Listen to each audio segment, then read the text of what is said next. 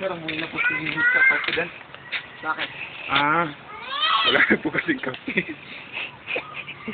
Hindi niya sinabi. Puta. Yun. Ito pa yung bloopers to. Doon ka tayo.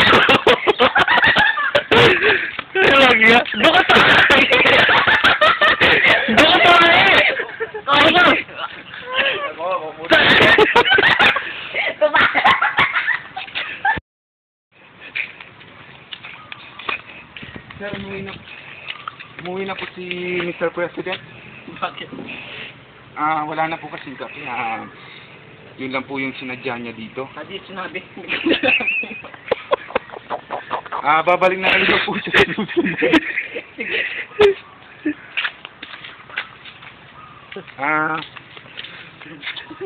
Punta muna ako ngayon. May pera ka ba?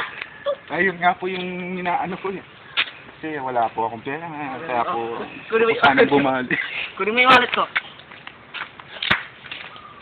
Ito po, sir. Oh. Sir, kakasya po ba ito sa Starbucks? Oo. Tignan mo yan. Sakliti ko sa sahod mo yan. Balik mo sukli ah. Balik mo sukli.